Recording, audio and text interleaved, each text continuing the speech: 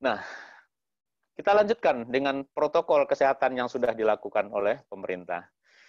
Nah, gugus tugas pada periode yang lalu di mana saya ikut di dalam timnya, itu telah memastikan bahwa untuk mencegah COVID-19 ini, paling tidak kita juga menggunakan istilah namanya 4 sehat dan 5 sempurna. Yang 4 sehatnya itu apa? Yang 4 pertama itu yang paling vital, yang pertama kali itu adalah pakai masker, seperti yang saya lakukan sekarang ini.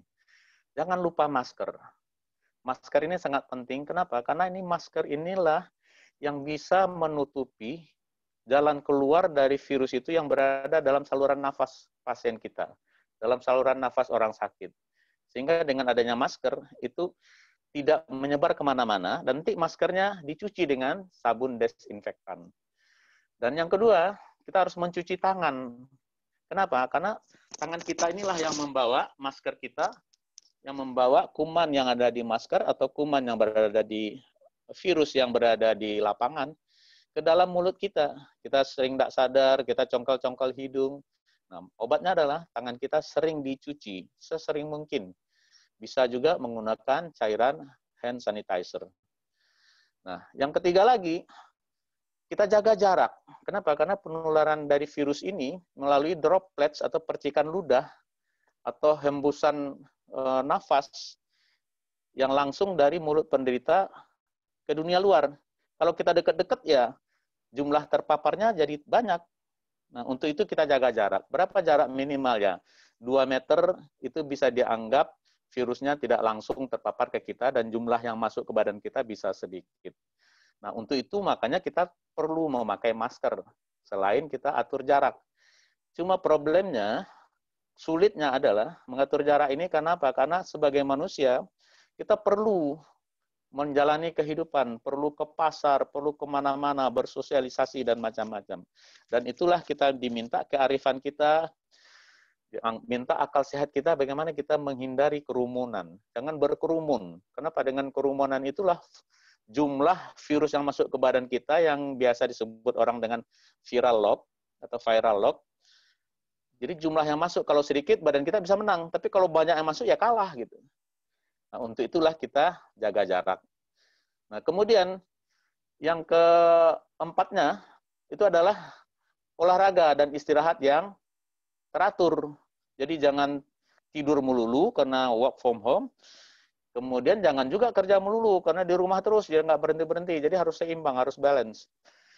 Dan yang kelimanya itu adalah makan sehat, minum yang cukup, dan kalau perlu ditambah dengan vitamin dan buah-buah yang mengandung vitamin.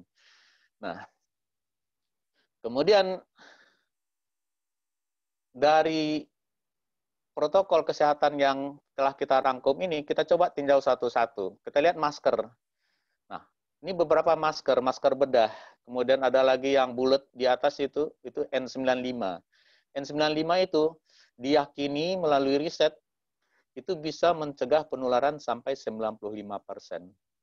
Saya di kamar operasi, karena saya ahli bedah, saya melakukan pemakaian N95 untuk mencegah saya tertular ataupun saya menulari orang. Dan kalau bisa nanti ditambah dengan pemakaian Google kacamata khusus untuk mencegah penularan ini lagi. Kemudian bisa juga digunakan baju pelindung yang disposable. Jadi Bapak Ibu yang dirahmati Allah, badan kita ini yang paling berisiko kena tempat masuk yang disebut dengan port dan tree.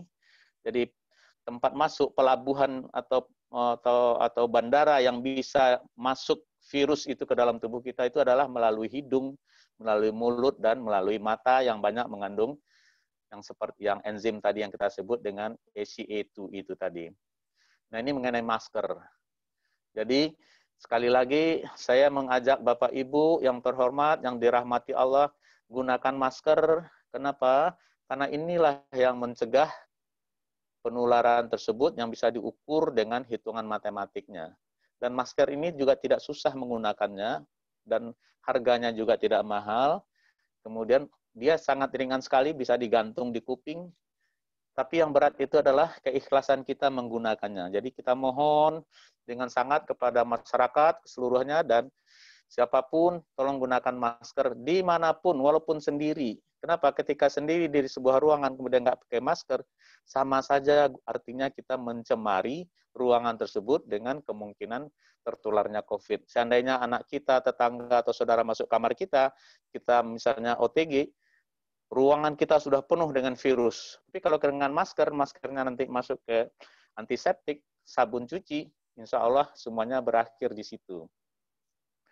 Kemudian Bapak Ibu lagi, yang perlu kita sosialisasikan mengenai masker ini adalah bahwa perilaku manusia itu sama saja di dunia, sulit diatur ke arah jalan yang benar.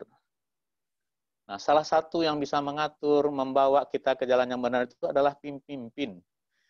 Kenapa? Karena masyarakat kita ini masih patrilineal.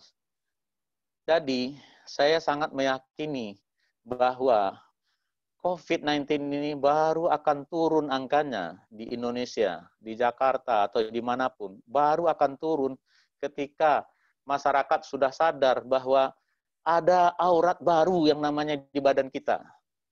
Aurat baru yang dulunya kita bisa bebas memperlihatkan kemana-mana. Ternyata itu menurut Allah itu adalah aurat.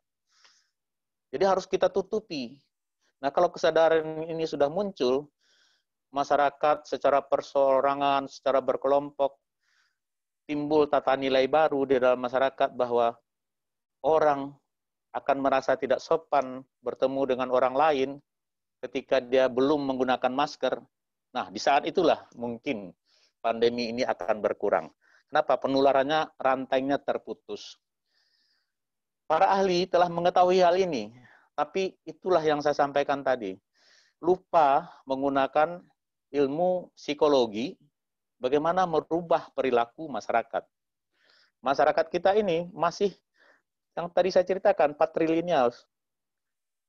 Dia melihat pemimpinnya. Kalau pemimpinnya sudah buka masker di TV, maka masyarakat bilang, oh sudah boleh buka masker. Tuh, Bapak di TV nggak pakai masker.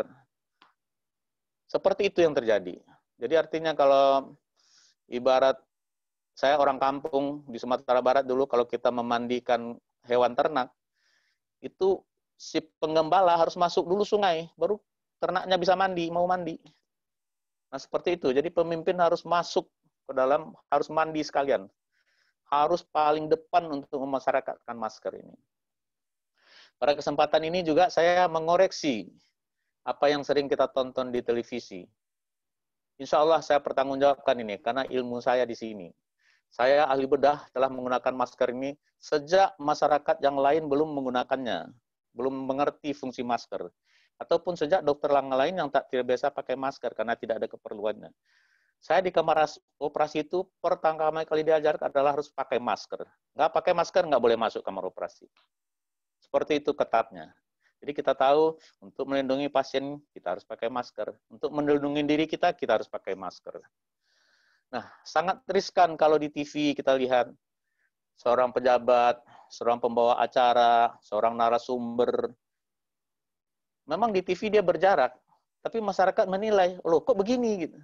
Tidak menjadi panutan, tidak ada keteladanan di situ. Jadi pada kesempatan ini saya menghimbau dengan hati, dengan lembut, ayo kita gunakan nalar, gunakan hati, bahwa masker inilah yang akan menyelamatkan anak cucu kita. Tolong kalau mau foto, mau rekam video, pemimpin, siapapun pemimpinnya, dari yang paling bawah sampai yang tinggi, siapapun pembawa acara, tolong dibantu masyarakat kita dididik dengan cara yang baik. Kenapa masyarakat kita ini masih beragam, tidak semuanya mengerti, masih banyak yang melihat contoh.